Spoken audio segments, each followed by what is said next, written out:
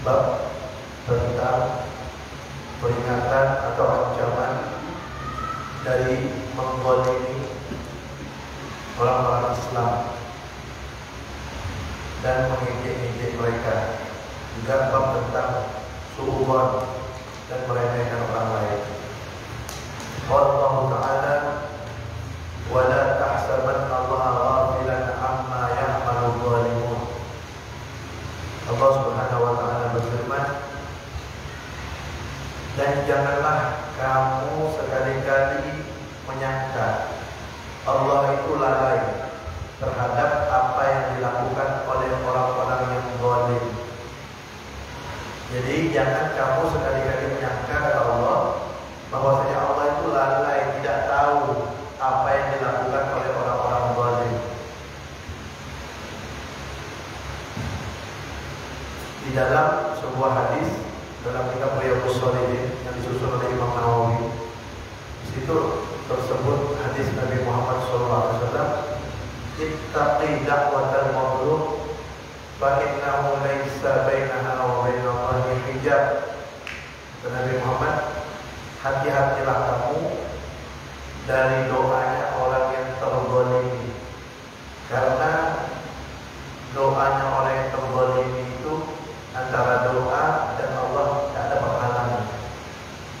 Jadi artinya kalau orang zalim yang berdoa, walaupun dia bukan orang soleh, doanya langsung sampai ke Allah, tidak ada penghalangnya. Sebagaimana doa Nabi untuk umatnya, sebagaimana doa orang tua untuk anaknya, begitu juga doa orang zalim kepada orang yang menzalimi, tidak ada penghalangnya. Jadi jangan meremehkan. Ketika menzalimi orang, walaupun dia bukan orang soleh, kalau dia dizalimi dia berdoa, hati-hati itu bagi orang yang menzalimi. Apalagi yang dizalimi orang yang soleh. Orang yang tak soleh saja dizalimi, kalau berdoa, doanya tidak ada penghalang, kata Nabi Muhammad SAW. Bahkan Nabi Muhammad SAW pernah bersabda, dakwatul mazlum mustajabah wa in kana fajiran fa fujuruhu ala nafsihi. Kata Nabi Muhammad, dakwatul mazlum, doanya orang yang dizalimi, mustajabah, itu pasti dikabulkan Allah. Wa in kana fajiran, walaupun dia seorang penjahat, kata Nabi, fa fujuruhu ala nafsihi, karena kejahatan dia itu untuk diri dia sendiri. Artinya kalau ada orang yang jahat, itu urusan antara dia sama Allah. Tapi kalau dia dizalimi, dia berdoa, hati-hati, kata Nabi, doanya orang yang dizalimi pasti dikabulkan oleh Allah, walaupun penjahat, kata Nabi. Walaupun penjahat, apalagi orang soleh yang dizalimi. Terus pertanyaannya, kenapa kita melihat ada orang soleh dizalimi, kok yang menzalimi belum juga dikasih hukuman oleh Allah? Padahal doa orang yang dizalimi, jangan kira orang soleh penjahat dan dikabulkan, apalagi orang soleh. Ini orang soleh dizalimi, kok yang menzalimi belum dikasih hukuman oleh Allah, belum disiksa? Memang begitu. Dalam hadis yang lain, Nabi Muhammad SAW bersabda, Inna Allah la yumli bil zalim fa idza akhadhahu lam yuflithu. Kata Nabi Muhammad, Inna Allah, sesungguhnya Allah, la yumli bil zalim, sungguh membiarkan, menangguhkan, mengakhirkan bagi orang yang zalim. Fa idza akhadhahu, tapi ketika Allah menyiksanya, lam yuflithu, Allah tidak akan membiarkannya. Allah habiskan dia sehabis-habisnya, Allah hancurkan dia sehancur-hancurnya.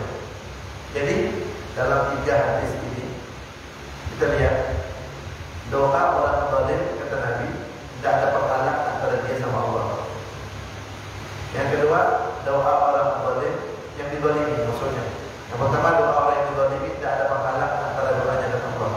Yang kedua, doa orang yang dizalimi pasti dikabulkan kata Nabi walaupun dia jahat.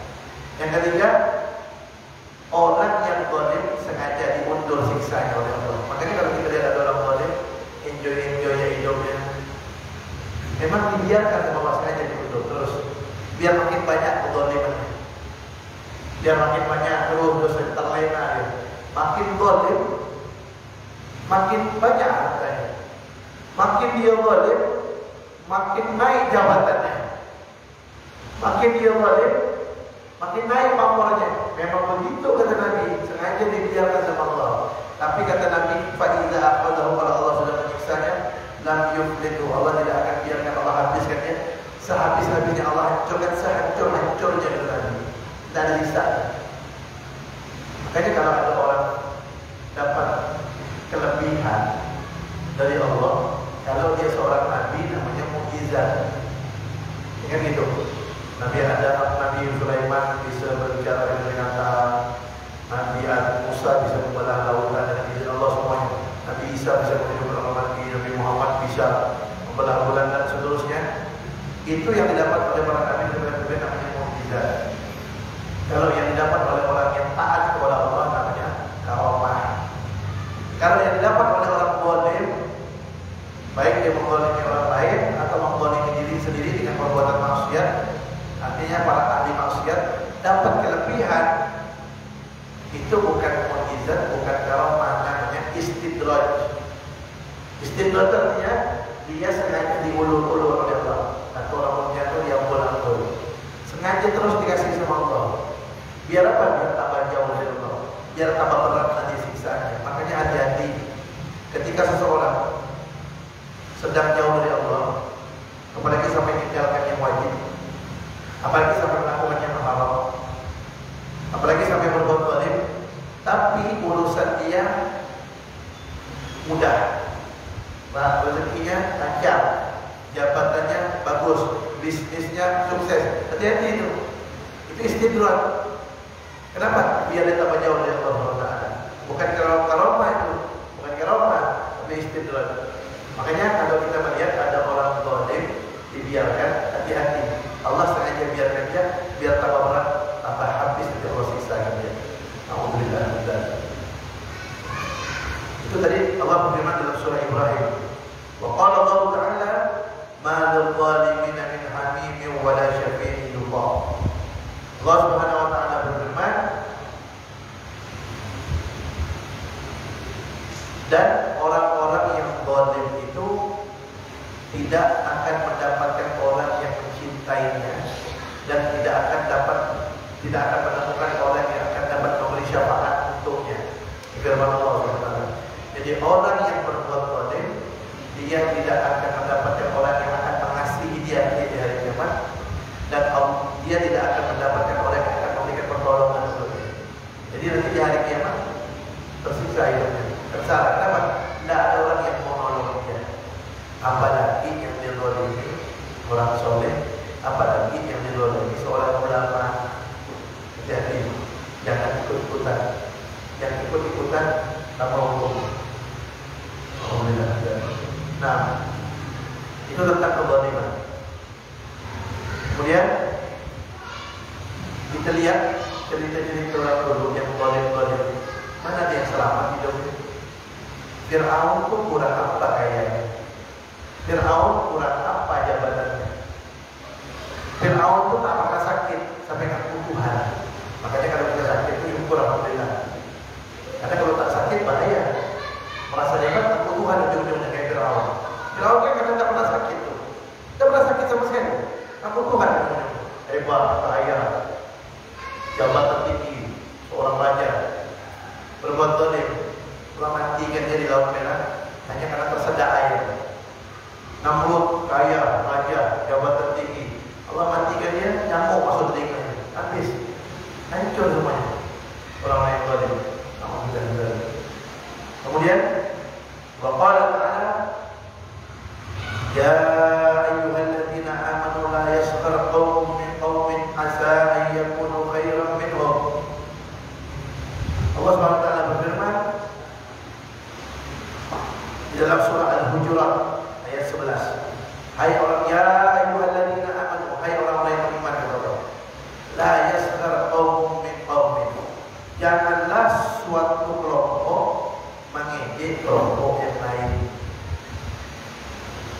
Satu suku mengejek suku yang lain, tidak boleh. Apa suku ini? Apa suku ini? Tidak boleh. Ya, ini kita tadi ngetren sekarang banyak nih orang-orang yang benci suku Arab.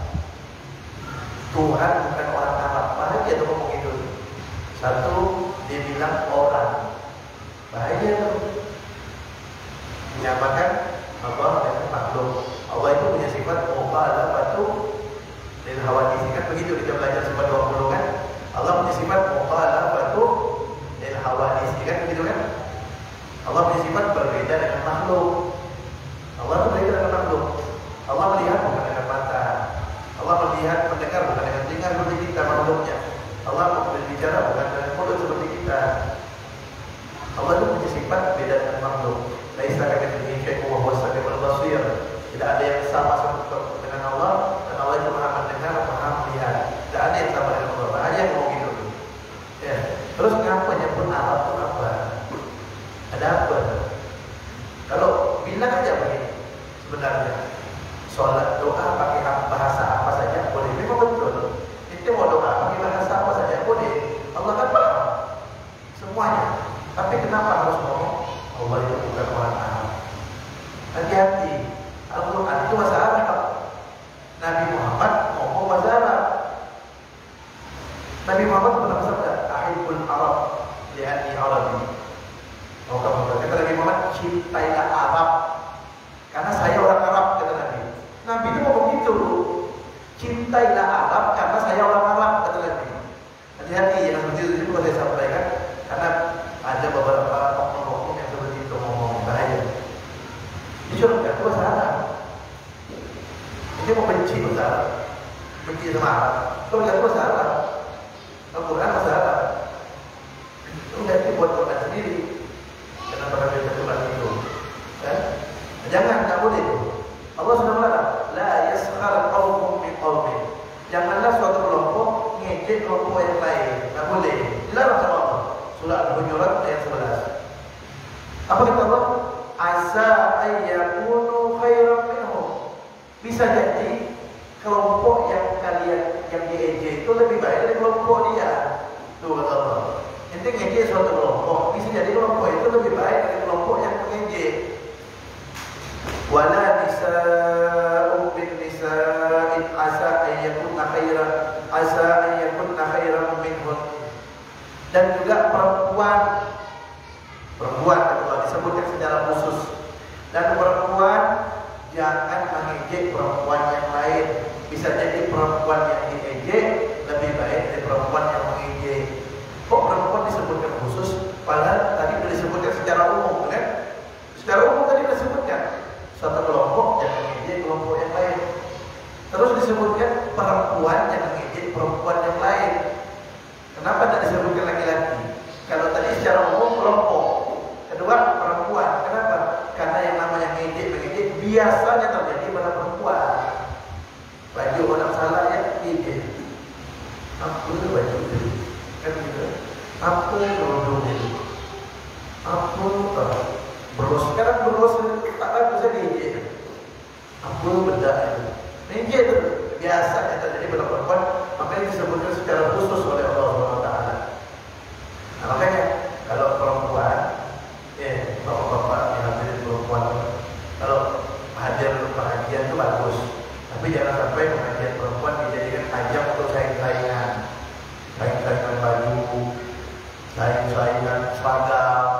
Itu tujuannya salah. Tujuannya bukan ingin majelis sholawat, majelis taklim, tapi majelis saingan. Ujung-ujung bukan bertambah teman, tapi bertambah lawan. Ujung-ujung bukan tambah silaturahmi, tambah lain jadi. Mengenai dari kita seperti itu, majelis itu harus tambah silaturahmi, bukan tambah perpecahan.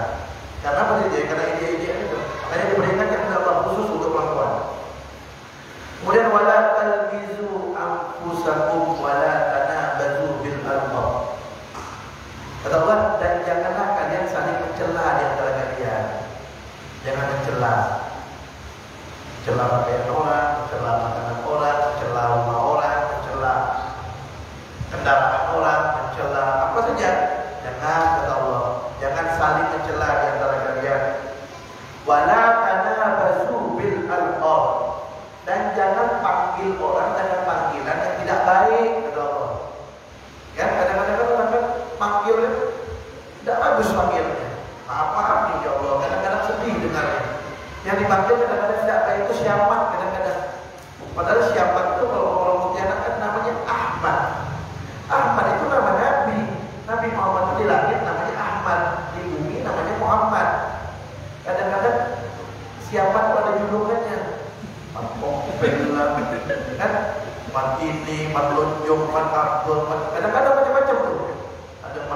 hormat ini tak coba yang bagus-bagus kan, Ahmad Soleh gitu kan, siapa tuh Ahmad Masjid kan bagus gitu, kan? Ahmad yang betul itu Ahmad Majelis Taklim kan bagus. Apa lagi? Ahmad siapa? Ahmad Senyum kan bagus, Ahmad Senyum itu bagus. Ini Ahmad apa? Ahmad Biru kan jelek tuh. Jangan, kata Allah. Jangan panggil orang dengan julukan yang tak baik. Jangan. Kita jadi panggil tak baik, kita tak mau. Panggil itu dengan yang baik-baik. Bi'sal ismul fusuqu ba'dal iman. Sejelek-jeleknya nama adalah fasik setelah keimanan. Wa man lam yatub fa ulaika humudz zalimun. Siapa yang tidak bertaubat, maka mereka lah orang-orang yang zalim. Jadi dalam ayat surah Al-Hujurat ayat 11 ini Allah melarang untuk mengejek satu sama lain. Allah melarang yang kedua mengejek perempuan kepada perempuan yang lain. Yang ketiga Allah melarang untuk mencela orang lain. Yang ketiga Allah juga melarang untuk manggil orang lain dengan julukan yang tak baik. Itu dilarang oleh Allah SWT. Kan indah ajaran Islam. Indah ajaran Islam. Orang kalau mempelajari Islam secara benar, indah ajaran Islam. Bayangkan manggil orang dengan panggilan tak baik kan tak boleh. Mencela orang tak boleh. Mengejek orang tak boleh. Itu ajaran Islam seperti itu.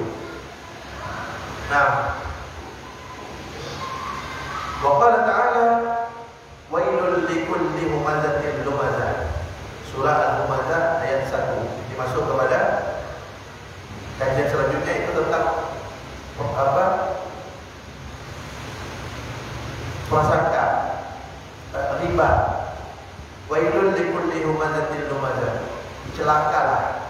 Wail itu artinya dua.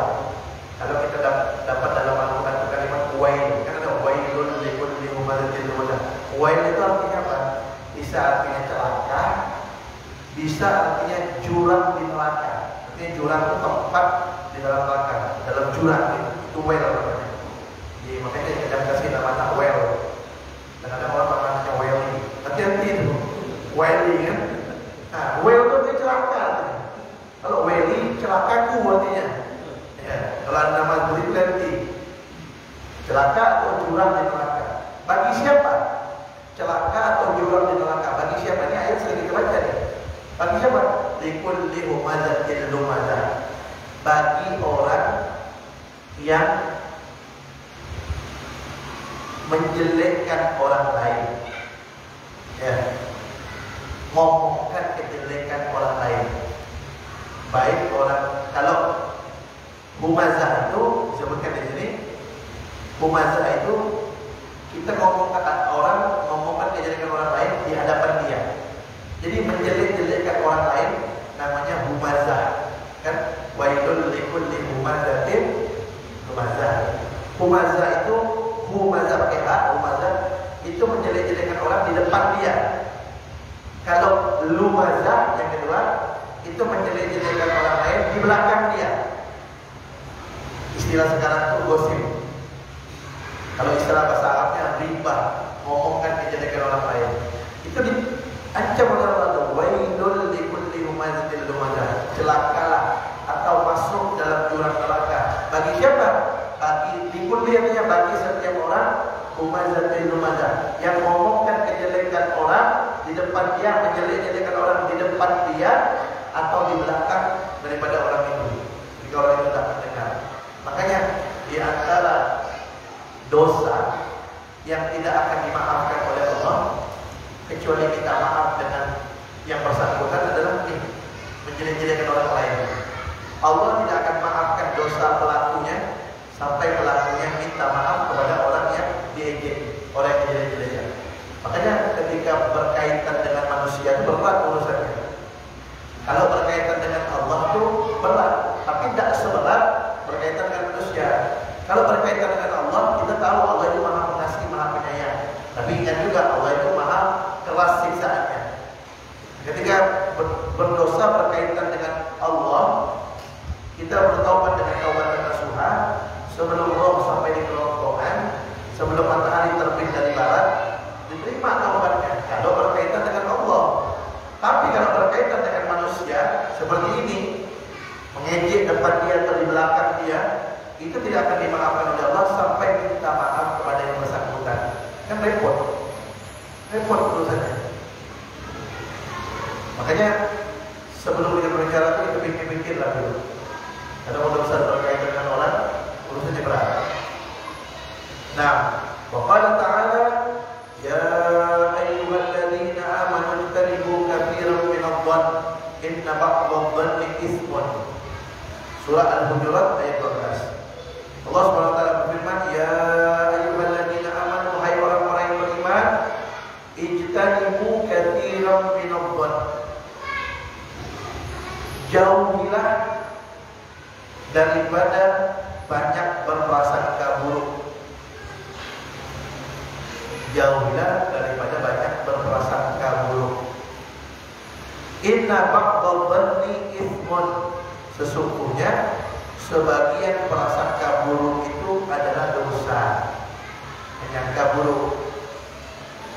Kita menyangka buruk kepada orang-orang muslim haram, berdosa. Beda sangkaan dengan curiga, beda. Ada orang lewat depan rumah, dia nak beruntung pakai baju hitam-hitam dengan tengah malam lewat depan rumah, bola balik. Itu bukan suudzon, curiga, takut mencuri. Curiga boleh. Itu bukan suudzon, namanya curiga. Karena gerak-geriknya mencurigakan, muttaham. Itu boleh, itu diperbolehkan. Karena gerak-geriknya mencurigakan. Contoh, ada orang duduk depan rumah, tengah malam tak dikenal. Kan itu mencurigakan. Kita keluar, kita tanya maaf Pak, ada apa? Betul dia bilang, jangan suudzon. Nah, kita bukan suudzon. Itu namanya curiga boleh. Kenapa? Salahnya dia, bukan kita yang salah tuh, dia yang salah. Kenapa dia melakukan perbuatan yang mencurigakan? Gitu. Nah, itu tak apa, itu bukan suudzon, itu namanya curiga. Nah, yang namanya suudzon itu tak ada sebabnya. Tidak ada sebab yang mencurigakan, prasangka buruk, nah, itu tidak boleh suudzon. Nah, kalau sama Allah, ya sama muslim saja harus husnudzon, prasangka baik, apalagi kepada Allah Subhanahu wa taala. Harus lebih banyak lagi kita berprasangka baik kepada Allah Subhanahu wa taala, ya. Ketika kita berdoa belum dikabulkan, prasangka baik. Kata Nabi Muhammad SAW, kalau ada orang berdoa, doanya belum dikabulkan, bisa jadi 3 kemungkinannya, kata Nabi. Bisa jadi 3. 1, itu doanya akan dikabulkan pada waktu yang tepat. Kita punya anak umur 6 tahun, kita punya duit banyak misalnya. Anak kita umur 6 tahun, kita belikan kita motor Ninja, umurnya 6 tahun. Walaupun duit kita banyak, kita tak bakal belikan dia. Walaupun dia nangis-nangis, tersenduh-senduh nangisnya, tak mungkin kita belikan. Kenapa? Sayang sama dia. Kalau kita belikan bisa bahaya. Begitulah gambaran ketika kita minta kepada Allah, nangis-nangis sekalipun tak akan diberikan kepada Allah. Kenapa? Belum waktunya. Kalau Allah berikan, bisa bahaya untuk kita. Kita saja kepada anak tidak mau memberikan dia karena masih kecil, karena sayang kita. Apalagi Allah yang maha pengasih, maha penyayang. Sayangnya kita kepada anak tidak ada apa-apanya dibandingkan sayangnya Allah kepada hambanya. Allah itu maha pengasih, maha penyayang, Ar-Rahman, Ar-Rahim. Sayangnya kita kepada anak itu dibandingkan sayangnya Nabi kepada umatnya saja, tidak ada apa-apanya. Sayangnya kita kepada anak dibandingkan sayangnya Nabi kepada umat, tidak ada apa-apanya. Apalagi sayangnya kita kepada anak dibandingkan sayangnya Allah kepada hambanya. Nabi Muhammad itu hadirin hadirat kepada Allah. Nabi Muhammad itu pernah ditawarkan oleh Allah. Malaikat Jibril datang kepada Nabi Muhammad. Malaikat Jibril datang kepada Nabi Muhammad. Kata Malaikat Jibril, wahai Rasulullah, Allah akan menyerahkan urusan umatmu kepadamu. Terserah kamu, kau mau perlakukan umat kamu seperti apa. Artinya surga semuanya terserah kamu. Allah serahkan perkara umatmu kepada kamu. Apa kata Nabi Muhammad? Tidak. Saya serahkan perkara umat saya kepada Allah Subhanahu wa taala. Kenapa? Karena Allah Maha Pengasih, Maha Penyayang kepada kami. Doa Nabi orang pintar, paling pintarnya orang. Padahal beliau itu sudah disifatkan oleh Allah bil mu'minina raufur rahim. Sangat kasih sayang kepada orang-orang yang beriman. Sayangnya Nabi kepada orang yang beriman lebih sayang daripada orang tua kepada anaknya. Ketika beliau disodorkan, umat kamu yang urus, terserah kamu. Kata orang Jibril, perintah dari Allah. Padahal Nabi Muhammad bilang, ya udah, saya terima. Nabi Muhammad gampang, dia masuk surga semuanya. Sama saya bisa Nabi, tapi Nabi bilang tidak. Saya serahkan urusan umat saya kepada Allah. Karena Allah Maha Pengasih, Maha Penyayang, lebih menyayangi umat saya dibandingkan saya menyayangi umat saya. Bayangkan tuh. Artinya apa? Orang tua sayang sama anak dibandingkan Nabi sayang umat, tidak ada apa-apanya. Nabi sayang sama kita dibandingkan dengan orang tua sayang sama kita. Sayangnya orang tua sama kita itu kalah dibandingkan sayangnya Nabi kepada kita. Apalagi sayangnya Allah kepada kita. Maha Pengasih, Maha Penyayang. Jadi ketika kita minta dan dikabulkan Allah, usnudullah perasaan terbaik. Allah akan berikan kata Nabi pada waktu yang tepat. Atau yang kedua, itu permintaan Allah akan pending pemberiannya nanti di akhirat. Ini kata Nabi Muhammad. Ketika nanti di akhirat dia melihat,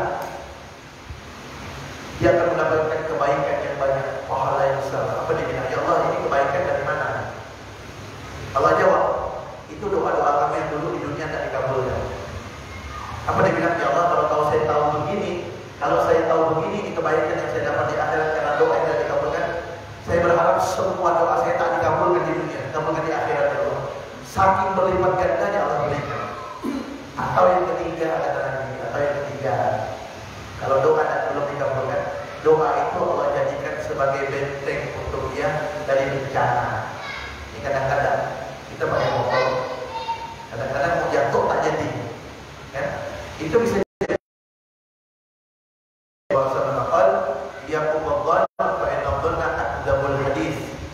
Kata Nabi Muhammad SAW, hati-hatilah kalian dengan prasangka buruk, karena prasangka buruk itu adalah ucapan yang paling bohong.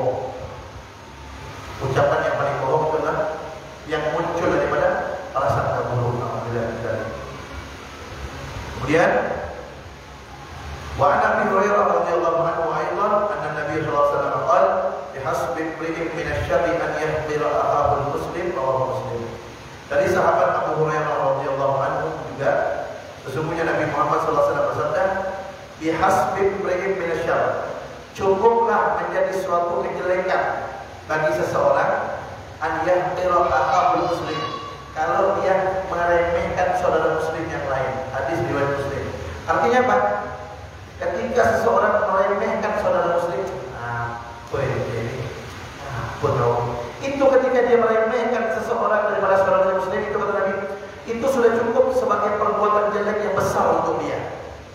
Jadi suatu kejelekan ketika seseorang meremehkan, menjelekkan, merendahkan saudara muslim lain, itu sudah cukup sebagai kejelekan untuk dia. Jadi hati-hati ketika merendahkan orang itu. Ya, merendahkan orang karena jabatan, merendahkan orang karena harta, merendahkan orang karena kerjanya. Jangan sampai, hati-hati. Jangan sampai merendahkan orang muslim siapapun, karena kita tidak tahu mana di antara orang muslim yang kedudukannya tinggi di sisi Allah Taala. Kita tidak tahu, bukan orang kaya, bukan pejabat, tergantung bagaimana cinta dan taatnya dia kepada Allah Taala. Maka jangan macam-macam meremehkan orang muslim, kata Nabi. Karena cukup menjadi suatu kejelekan ketika kamu meremehkan orang muslim yang lain. Jadi hendaknya tetap tawadhu. Jangan merasa diri lebih baik dari orang lain. Jangan merasa diri lebih hebat dari orang lain. Jangan merasa sombong. Kita diberikan Allah titipan rezeki, itu hadiah dari Allah, titipan. Allah beri jabatan, titipan. Jangan ada bangga. Itu semua bukan milik kita, semua milik Allah SWT. Jangan sampai